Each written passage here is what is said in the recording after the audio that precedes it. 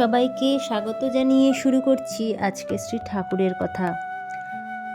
কল্পতরু দিবসের দিন যা ঘটনা ঘটেছিল সেই পরিপ্রেক্ষিতে স্বামী শারদানন্দ বলেছেন, ওই দিন ঘটনাস্থলে যারা উপস্থিত ছিলেন সেই ভাগ্যবানদের মধ্যে মাত্র 8-10 জনেরই নাম স্মরণে আছে। তাদের মধ্যে যে নামগুলো তার মনে আছে তিনি তাদের নামও বলেছেন। তারা হলেন গিরিশ, অতুল, রাম, নবগোপাল, হরমোহন, বৈকুণ্ঠ, কিশোরী রায়, হারান, রামলাল, অক্ষয় এবং সম্ভবত কথামৃতকার মহেন্দ্রনাথ গুপ্ত। এদের মধ্যে অক্ষয় কুমার সেন বাঁকুড়া জেলার ময়নাপুর গ্রামে জন্মগ্রহণ করেছিলেন।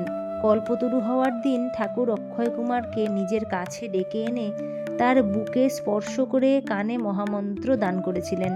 পরবর্তীকালে তার মধ্যে অপরূপ কবিত্ব শক্তির বিকাশ ঘটে এবং তিনি শ্রী শ্রী রামকৃষ্ণ পুঁথি বলে একটি পদ্যাকারে রচনা করেন, এক অক্ষয় কীর্তি, যেটা কারণ অবতারের আশীর্বাদ এতটাই যে মুখও যে বোবা সেও কথা বলতে পারে, এটা তারই জ্বলন্ত প্রমাণ। শুধু তাই নয়, তিনি শ্রীরামকৃষ্ণ মহিমা নামে আরেকটি গ্রন্থ রচনা করেও তার প্রতিভার পরিচয় দিয়েছিলেন। অতুল ঘোষ সম্পর্কে এবার আমরা আসি। অতুল ঘোষ হচ্ছেন নট ও নাট্যকার গিরিশচন্দ্রের কনিষ্ঠ ভ্রাতা, যিনি পরমহংসদেবকে পরিহাস করে রাজহংস বলতেন। মানে যেহেতু হংস কথাটি আছে তাই জন্য পরমহংসদেবকে তিনি একটুখানি মজা করে বা একটু নিচু দেখানোর জন্য রাজহংস বলতেন এবং ঠাকুরের সঙ্গে সব সময় দূরত্ব বজায় রাখতেন। কিন্তু উনি যে ঠাকুরের প্রতি খুব বেশি শ্রদ্ধাশীল ছিলেন তা নয়, বোঝাই যাচ্ছে তার কথা শুনে, এবং তার এই যে দূরত্বটা বজায় রাখা, খুব কাছে যেতে পছন্দ যেন করতেন না, এইটা দেখেই বোঝা যাচ্ছে যে তিনি খুব বেশি শ্রদ্ধাশীল ছিলেন না। কিন্তু তাও কল্পতরুর দিন ঠাকুর তাকেও কৃপা করেন। আর নট ও নাট্যকার গিরিশচন্দ্র শ্রীরামকৃষ্ণের কৃপায় ভক্ত ভৈরব গিরিশচন্দ্রে রূপান্তরিত হয়েছিলেন। ঠাকুরের অবতারত্বে তার জ্বলন্ত বিশ্বাস ছিল। পরবর্তীকালে তিনি বুঝেছিলেন যে ঠাকুরের কৃপা কী জিনিস। ঠাকুরের করুণা গঙ্গার পূর্ণ প্রভাব ও মহিমা বুঝতে হলে গিরিশচন্দ্রের এই মহাজীবনীটিকে কিন্তু অবশ্যই অনুধাবন করা প্রয়োজন। এরপরে নবগোপাল, যার নাম আমরা শুনলাম প্রথমে যে তালিকার মধ্যে, তিনি হচ্ছেন নবগোপাল ঘোষ। হুগলি জেলার বেগমপুর গ্রামে জন্ম ছিল। তিনি ছিলেন বাদুরবাগানের বাসিন্দা। তার বাড়ি ঠাকুরের পদধূলি এবং নৃত্য গীতে ধন্য হয়। নবগোপাল ঠাকুরের মধ্যে শ্রীচৈতন্য রূপ দেখতে পান। কল্পতরু শ্রীরামকৃষ্ণ সমাধিস্থ অবস্থায় নবগোপালকে বারবার তার নাম উচ্চারণ করতে বলেন। তারপর থেকে সবসময় নবগোপালের মুখে জয় রামকৃষ্ণ ধ্বনি লেগেই থাকত। 1898 সালে হাওড়ায় নবগোপালের নবনির্মিত বাড়িতে স্বামী বিবেকানন্দ ঠাকুরের প্রতিকৃতি স্থাপন করেন এবং সেই বাড়িতে বসেই ঠাকুরের প্রণাম মন্ত্র রচনা করেন। সবথেকে বিস্ময়ের ব্যাপার, ঠাকুর যখন কল্পতরু রূপে তার গৃহী ভক্তদের অযাচিত করুণা বিতরণ করে চলেছেন, তখন সেখানে তার কোনো সন্ন্যাসী শিষ্য বা ত্যাগী ভক্ত উপস্থিত ছিলেন না। ঠাকুরের যে সবচেয়ে প্রিয় শিষ্য নরেন্দ্রনাথ ও অন্যান্যরা আগের দিন রাতেই দীর্ঘ সময় সাধন ভজনে নিযুক্ত ছিলেন বলে সেই সময় ঘুমিয়েছিলেন। লাটু মহারাজ এবং স্বামী শারদানন্দ দোতলার বারান্দা থেকে ওই ঘটনা প্রত্যক্ষ করলেও তারা সেই ঘটনাস্থলে যায়নি। তারা দেখছিলেন সব কিছুই, কিন্তু তারা সেই সময় ঠাকুরের কাছাকাছি সেখানে যাননি। প্রকৃতপক্ষে সেদিন ঠাকুর সংসারী জীবনের প্রতি করুণা করেছিলেন, যাদের একজন ছিলেন বৈকুণ্ঠনাথ। তিনি বারবার ঠাকুরের কৃপা পাওয়ার জন্য তার কাছে ছুটে ছুটে গিয়েছেন। কল্পতরু ঠাকুর তার বক্ষস্থল স্পর্শ করার পর তার মধ্যে ভাবান্তর দেখা দিল। তিনি লিখছেন যে, আকাশ, বাড়ি, গাছপালা, মানুষ ইত্যাদি যেদিকে যা কিছু দেখিতে লাগিলাম, তাহারই ভিতর ঠাকুরের প্রসন্ন হাস্যদীপ্ত মূর্তি দেখিতে লাগিলাম। কিন্তু এই অবস্থা তিনি বেশি দিন সহ্য করতে পারেননি। শেষ পর্যন্ত আবার ঠাকুরের কাছে প্রার্থনা জানিয়ে পূর্বাবস্থায় ফিরে যান এবং পরে এই প্রার্থনা জানানোর জন্য চরম অনুতপ্ত হন। শ্রীরামকৃষ্ণ তার ভাইপো রামলালকেও কৃপা করেন। বুকে হাত বুলিয়ে দেওয়ার পর রামলাল দা দেখেছেন আর বলছেন, আহা, সে যে কি রূপ, কি আলো, কি জ্যোতি, সে আর কি বলবো। কিন্তু তিনি হরমোহনকে কৃপা করেননি। বলেছিলেন, এখন থাক।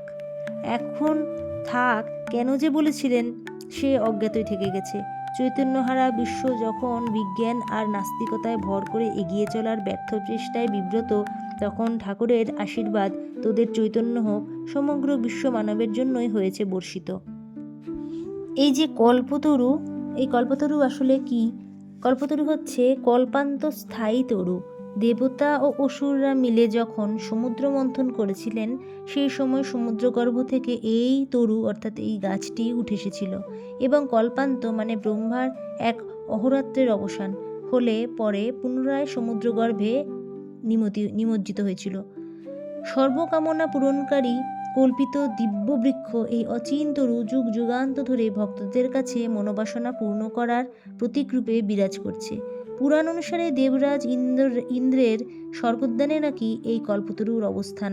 মানুষের বিশ্বাস এর কাছে যে যা চায় এই তরু তাকেই সেটা প্রদান করে।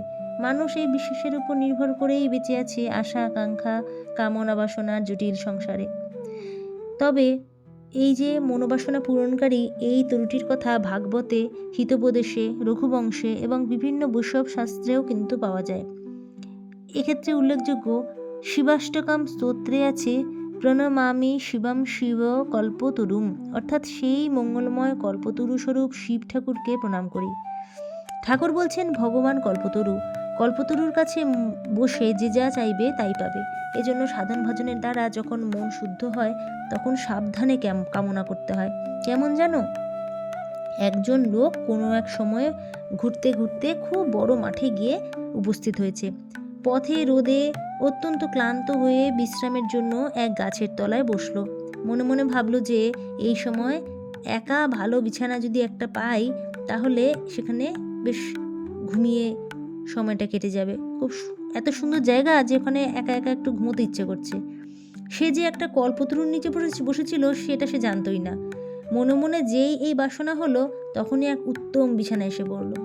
এই ঘটনায় সে খুবই আশ্চর্য হয়ে সেই বিছানায় শুলো আর মনে মনে ভাবতে লাগলো, এই সময় এক স্ত্রীলোক এসে যদি আমার পদসেবা করে তাহলে খুব সুখে নিদ্রা যাই। এই মনে হওয়া মাত্রই কোথা থেকে হঠাৎ এক যুবতী এসে তার পদসেবা করতে লাগলো। তখন তার আর আনন্দের সীমা রইল না। তারপর তার খুব খিদে পেল। তখন সে মনে মনে ভাবলে, যা যা চাইলুম সবই তো পেলুম, তবে কিছু খাবার পাবো না? বলতেই তার কাছে অমনি নানা রকমের খাবার এসে জুটল। সে সেই সব খাবার খেয়ে বিছানায় শুয়ে শুয়ে ভাবতে লাগলো, এই সময় যদি একা একটা হঠাৎ করে কোনো বাঘ এসে পড়ে তাহলে কি হবে? যেমন এই মনে হওয়া অমনি এক প্রকাণ্ড বাঘ লাফ দিয়ে এসে তাকে মেরে ফেললো। এই সংসার জীবেরও ঠিক এই রূপ দশা ঘটে থাকে। ঈশ্বর সাধন করতে গিয়ে বিষয়, ধন, জন অথবা মান, যশ ইত্যাদি কামনা করলে তা কিছু কিছু লাভ হয় বটে, কিন্তু শেষে বাঘেরও ভয় থাকে, অর্থাৎ রোগ, শোক, তাপ, অপমান ও বিষয় নাশরূপ বাঘ স্বাভাবিক বাঘ হতেও লক্ষ গুণে কষ্টদায়ক। এই গল্পটি বিস্তারিত জানতে আপনারা শ্রী শ্রী রামকৃষ্ণ কথাসার পড়তে পারেন। সেখানে আপনারা আরও সবিস্তারে এই কথাগুলি জানতে পারবেন। এর পরের দিন আমি আপনাদেরকে জানাবো যে শুধু কি এই যে 1886 সালের 1 জানুয়ারিতেই ঠাকুর কল্পতরু হয়েছিলেন, তার আগে কি কল্পতরু হয়ে তিনি কোনোদিনও দেখা দেননি বা চেষ্টা করেননি? সেই যদি কাহিনী আপনারা শুনতে চান আমার সাথেই থাকুন। পরবর্তী দিনে সেই কাহিনী শোনার আগাম আমন্ত্রণ জানিয়ে আজকের মতো ভিডিওটি শেষ করছি। সবাই বলুন জয় শ্রী ঠাকুরের জয়, জয় শ্রী মায়ের জয়, জয় স্বামীজির জয়।